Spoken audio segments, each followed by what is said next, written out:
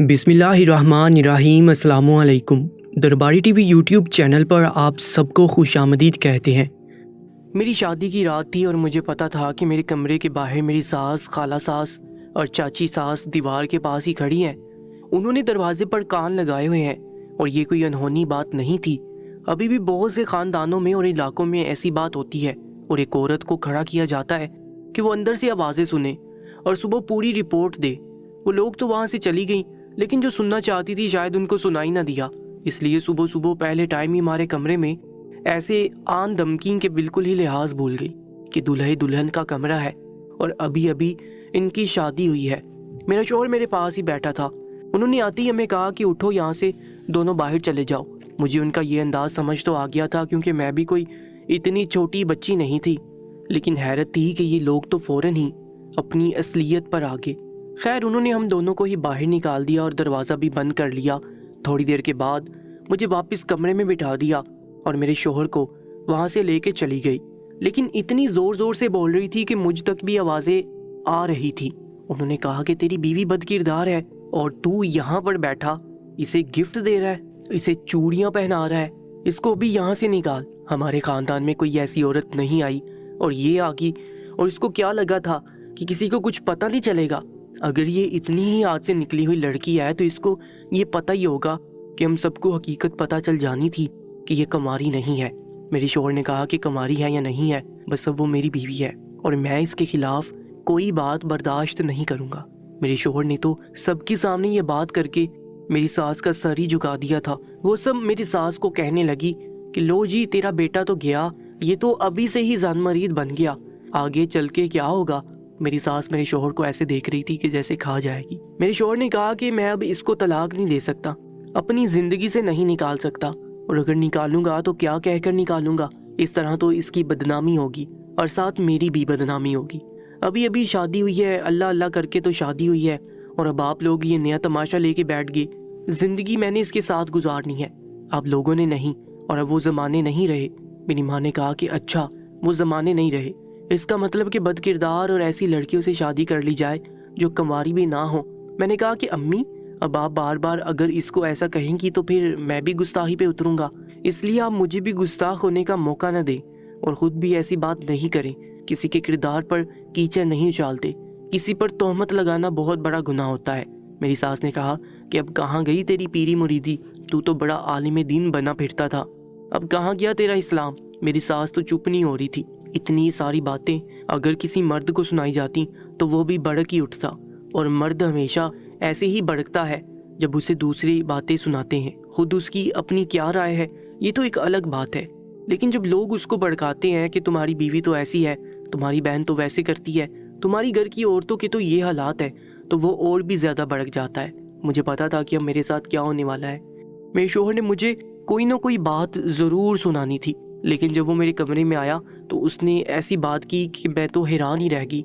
मेरा नाम रिफत है, मैं अपने ख़ानदान की सबसे ज़्यादा खूबसूरत लड़की थी। यूँ समझ ले कि अपने आप को खूबसूरत बना के रखती थी।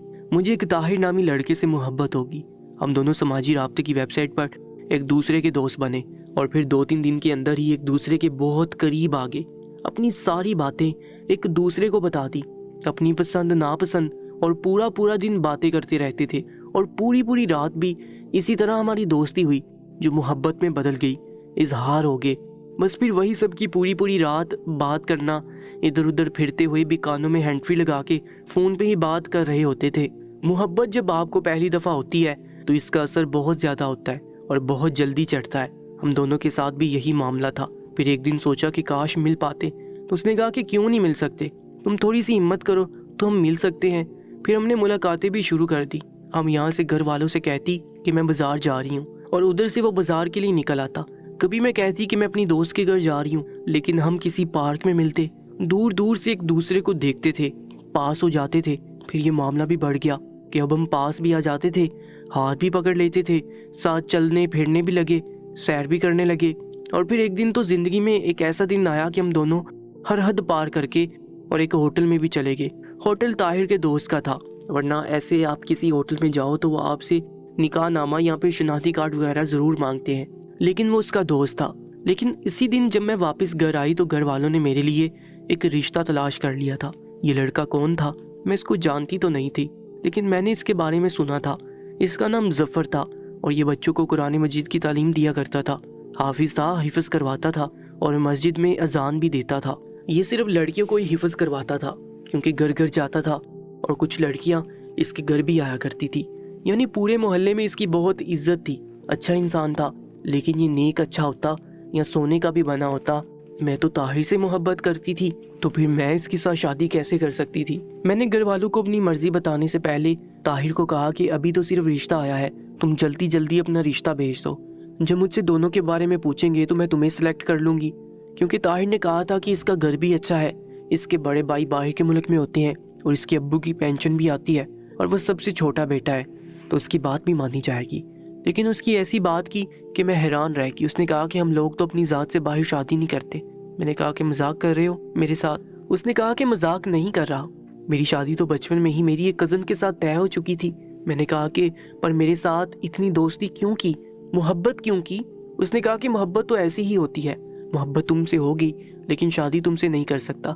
یہ تو وہی بات تھی کہ وہ مجھ سے جان چھڑوانا چاہتا تھا۔ اس کے آگے روئی تڑپی، میں نے اس سے ہر طرح سے منانے کی کوشش کی تھی، بس وہ مجھ سے کسی طرح شادی کر لے، لیکن وہ اپنے انکار پر اٹل تھا۔ وہ نہیں کرنا چاہتا تھا شادی، اور جو مرد شادی نہیں کرنا چاہتا تو دنیا جہان کے بہانے تلاش کر لیتا ہے۔ ہمارا جھگڑا ہو گیا اور پہلے ہی جھگڑے پر اس نے کہا کہ بس ٹھیک ہے، تمہارا الگ راستہ میرا الگ، اور مجھے بلاک کر دیا۔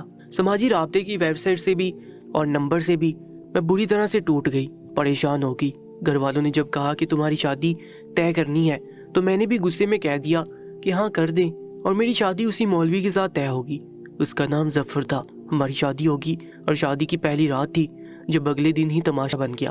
اب وہ اپنی ماں کی باتیں سن کر میرے کمرے میں آ رہا تھا تو اس نے آ کر کوئی اچھی بات تو کہنی نہیں تھی، لیکن جب میرے کمرے میں آیا تو اس نے مجھ سے کچھ بھی نہیں کہا۔ اس نے کہا کہ تم نہا دھو کے فریش ہو جاؤ اور اچھا سا سوٹ پہن لو، ابھی گھر میں رشتہ دار ہے۔ میں نے کہا کہ مجھے آپ سے کوئی ضروری بات کرنی ہے۔ اس نے کہا کہ کوئی ضرورت نہیں ہے بات کرنے کی یا کچھ بھی بتانے کی، جو تم مجھے کہنا چاہتی تھی مجھے پہلے ہی پتا چل گیا تھا، لیکن میں برا انسان نہیں ہوں۔ تم ایک جوان اور خوبصورت لڑکی ہو، تمہارے جیسی لڑکی کوئی بھی عقل مند آدمی اپنی باتوں میں لگا سکتا ہے، یا پھر یوں کہو کہ چلاک آدمی، اور شاید تمہارے ساتھ بھی ایسا ہی ہوا ہو۔ لیکن اگر قسمت نے تمہیں میرے ساتھ لکھا ہے تو پھر اس کے پیچھے کوئی بہت بڑی مصلحت ہوگی، اسی لیے مجھے اس معاملے پہ کوئی بات نہیں کرنی۔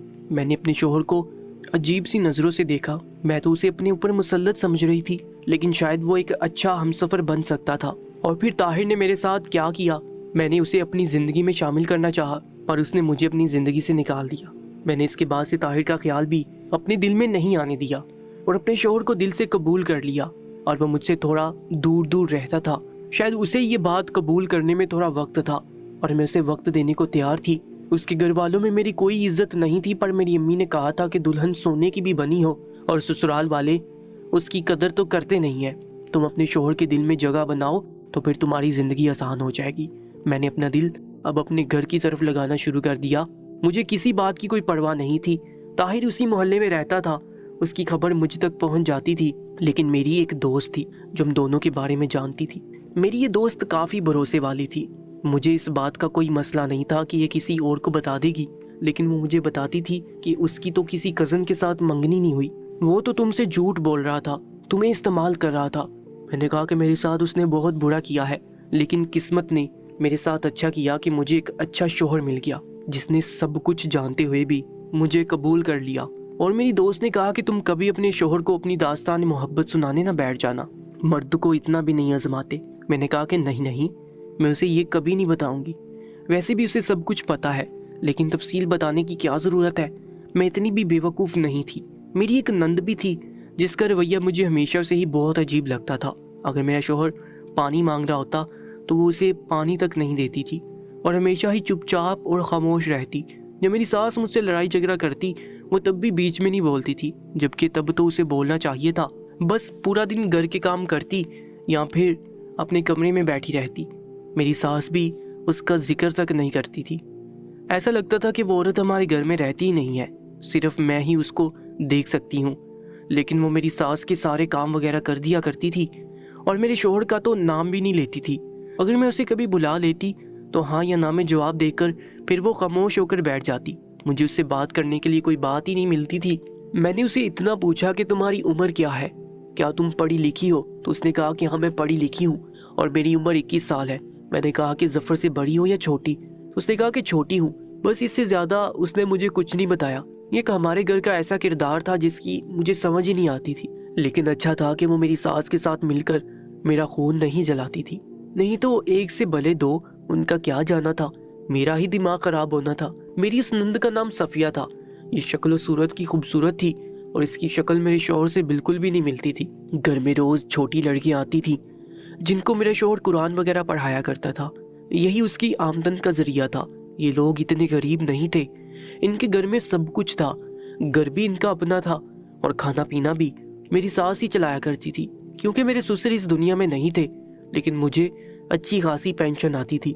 میرے شوہر کے پاس جتنے بھی پیسے ہوتے وہ اپنے اوپر اور میرے اوپر ہی خرچ کرتا تھا، لیکن میرا شوہر ٹیپیکل عالم نہیں تھا۔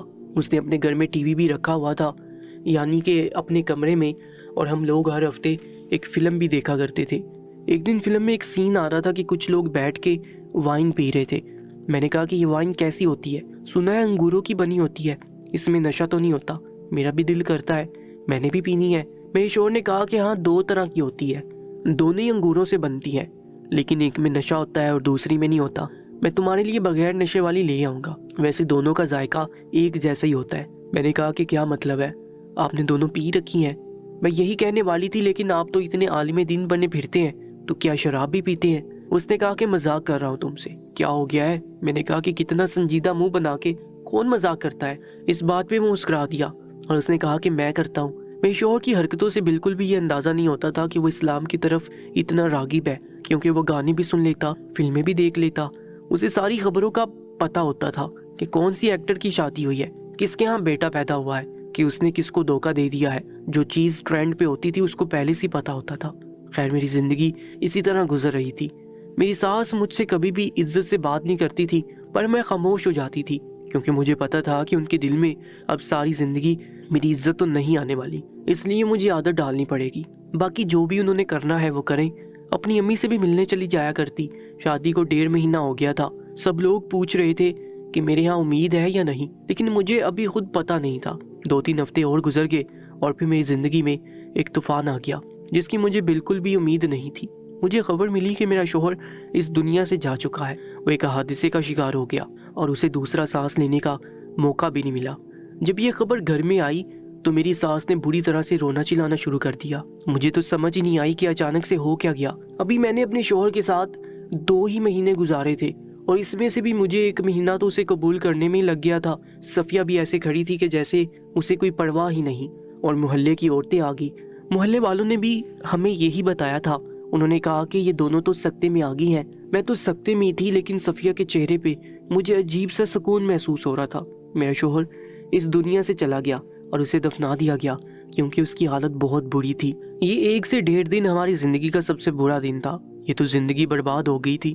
کیا مجھے کسی کی نظر لگ گئی تھی؟ سب لوگ مجھے قابل رحم نظروں سے دیکھ رہے تھے اور کہہ رہے تھے کہ اس بیچاری کے ساتھ بہت برا ہوا، یہ کیا ہو گیا اس کے ساتھ؟ جو میرا شوہر میرے ساتھ اتنا اچھا تھا تو میں نے اس کی صحیح سے قدر نہیں کی، اسے یہ بھی نہیں بتایا کہ میں اسے پسند کرتی ہوں، اس کو دل سے قبول کر بیٹھی ہوں۔ وہ بیچارہ اس دنیا سے چلا گیا۔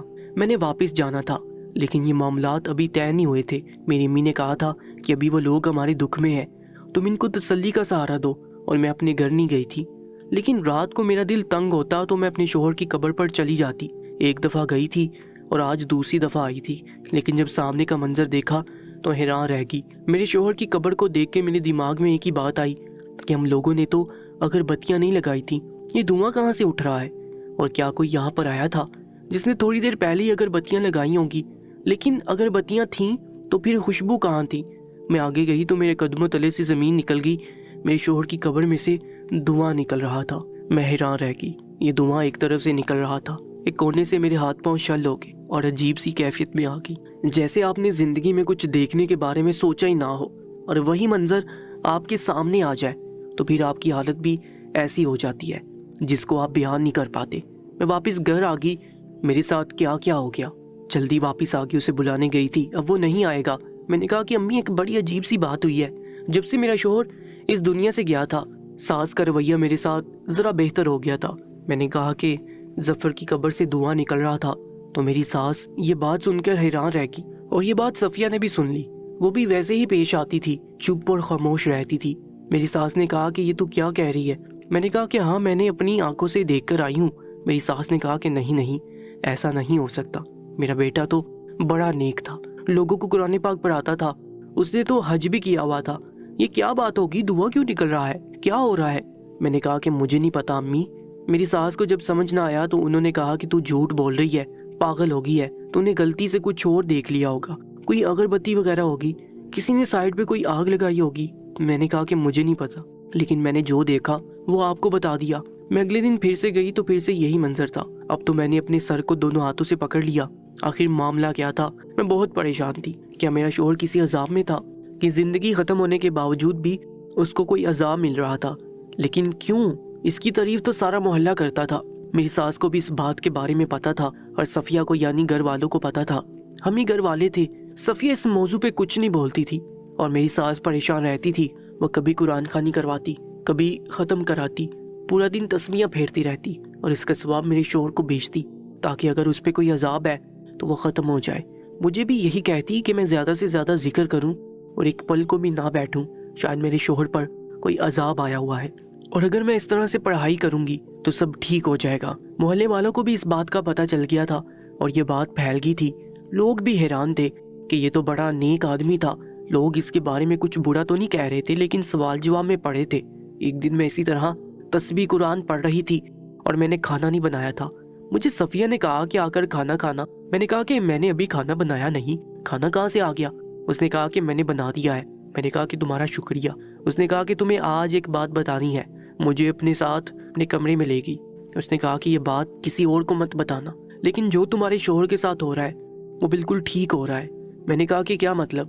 اس نے کہا کہ کیونکہ تمہارا شوہر جیسا نظر آتا ہے ویسے بالکل بھی نہیں تھا، وہ ایک گناہ گار آدمی تھا، اتنا گناہ گار کہ اگر اس کی اصلیت جان لوں تو اس کے لیے ایک دفعہ بھی ختم پڑھانے کے بھی خلاف ہو جاؤں گی۔ میں نے کہا کہ کیا مطلب؟ مجھے صحیح بتاؤ، تم کیا کہنا چاہتی ہو؟ اس نے کہا کہ میں تمہارے شوہر کی بہن نہیں ہوں، میں اس کی دور کی کزن ہوں۔ میرے ماں باپ اس دنیا میں نہیں ہے، اور بہت چھوٹی سی تھی جب یہاں پہ رہنے کے لیے آئی تھی، کیونکہ میرے ماں باپ اس دنیا سے جا چکے تھے۔ تمہارا شوہر میرے ماموں کا بیٹا ہے، بس میں یہاں پہ آ گئی ہوں، رہنے لگی، لیکن بہت پہلے سے ہی اس نے مجھ پہ نظر رکھی اور مجھ سے غلط تعلق رکھتا تھا۔ جب میں نے یہ بات سنی تو میرے قدموں تلے سے زمین نکل گئی۔ میں نے کہا کیا؟ اس نے کہا کہ ہاں یہی سچ ہے، اور پہلے تو یہ بات کسی کو پتہ نہیں تھی، لیکن پھر تمہاری ساس کو پتہ چل گئی، لیکن انہوں نے بھی کچھ نہیں کہا۔ تم نے کبھی یہ نہیں سوچا کہ تمہارے اندر اتنی بڑی کمی ہونے کے باوجود تمہارے شوہر نے تمہیں قبول کیسے کر لیا؟ تمہیں کیا لگتا ہے کہ وہ بڑا نیک انسان تھا جس نے سوچا ہوگا کہ کوئی بات نہیں، میری عورت اگر پہلے کسی کے ساتھ تعلق میں رہ چکی ہے تو مجھے کوئی فرق نہیں پڑتا؟ اور اسے خود پتا تھا کہ جب اس نے کسی عورت کو نہیں چھوڑا، جگہ جگہ منہ کالا کیا، تو پھر اس کو پاک صاف عورت کہاں سے ملے گی؟ اس لیے تو وہ خاموش ہو گیا تھا۔ میں نے کہا کہ میری ساس کو بھی اس بارے میں پتا ہے، اور کس کس کو پتا ہے؟ اس نے کہا کہ اور کسی کو نہیں پتا، لوگ یہی سمجھتے ہیں کہ ان لوگوں نے مجھے اپنے گھر میں پناہ دے رکھی ہے، لیکن یہاں پر میرے ساتھ کیا ہوتا رہا ہے وہ میں ہی جانتی ہوں۔ اب تو مجھے عادت ہو گئی ہے۔ سوچا تھا کہ تمہاری شادی ہو جائے گی اس کے ساتھ تو شاید یہ سلسلہ ختم ہو جائے گا، لیکن تمہاری شادی کے باوجود بھی وہ میرے کمرے میں آتا رہا ہے۔ میں تو زمین پہ ایسے بیٹھی کہ جیسے آج میرے اندر سے بھی روح نکل گئی ہو۔ پھر تو میرے شوہر کے ساتھ بالکل ٹھیک ہو رہا تھا، اس پر ایسا ہی عذاب آنا تھا جس نے ایک معصوم لڑکی کو پناہ دینے کے بہانے سے اسے ایسے حالات میں رکھا تھا۔ میں نے اپنے گھر جانے کا ارادہ کر لیا۔ مجھے لوگوں نے کہا کہ تم اس کی بیوہ بن کے زندگی گزارو، پر میں ایسے شخص کی بیوہ بن کے زندگی نہیں گزارنا چاہتی تھی۔ میں نے اس کی حقیقت کسی کو بھی نہ بتائی۔ وہ اس دنیا سے جا چکا تھا اور مجھے اسے بدنام کرنے کی کوئی ضرورت نہیں تھی، لیکن میں اس کے نام پہ بیٹھنے والی بھی نہیں تھی، اور مجھے صفیہ سے ہمدردی ہوگی تبھی میں کہوں کہ وہ اس گھر کے کسی بھی معاملے میں بولتی کیوں نہیں تھی، کیونکہ وہ اس گھر کو اپنا گھر نہیں سمجھتی تھی، اور پھر یہ گھر اس کا اپنا ہو بھی نہیں سکتا تھا جہاں اس کے ساتھ روز اتنا بڑا ظلم ہوتا تھا۔ میری ساس کو بھی پتہ چل گیا تھا کہ شاید اسی نے مجھے حقیقت بتائی ہے، لیکن میری ساس بھی مجبور تھی کیونکہ صفیہ کے علاوہ اس کا کوئی بھی نہیں تھا۔ اگر وہ اس کے ساتھ بھی معاملات بگاڑ لیتی تو پھر ان کے بڑھاپے میں ان کا ساتھ کون دیتا؟ صفیہ گھر کے سارے کام بھی کرتی تھی اور کھانا بھی بناتی تھی۔ اب وہ لوگ اسی طرح رہتے ہیں اور میں اپنے گھر میں واپس آ چکی ہوں۔ میرے شوہر کی قبر سے دعا نکلنا تو بند ہو گیا ہے، لیکن اس کی قبر بیچ میں ہی گر گئی ہے۔ سچ کہتے ہیں کہ اگر آپ کسی پر ظلم کریں جس کا اللہ کے سوا اور کوئی نہ ہو تو پھر آپ اس کی بد دعا اور آہوں سے بچ نہیں سکتے، چاہے آپ اس دنیا سے چلے ہی کیوں نہ جائیں، آپ کو عبرت کا نشان بنا دیا جائے گا، اور میرے شوہر کے ساتھ بھی ایسا ہی ہوا ہے۔ دوستو، آج کی سچی کہانی کے بارے میں اپنی قیمتی رائے سے میں ضرور آگاہ کیجیے گا۔ اپنا بہت زیادہ خیال رکھا کریں۔ انشاءاللہ ملاقات ہوگی ایک نئی ویڈیو میں، تب تک کے لیے اللہ نگہبان۔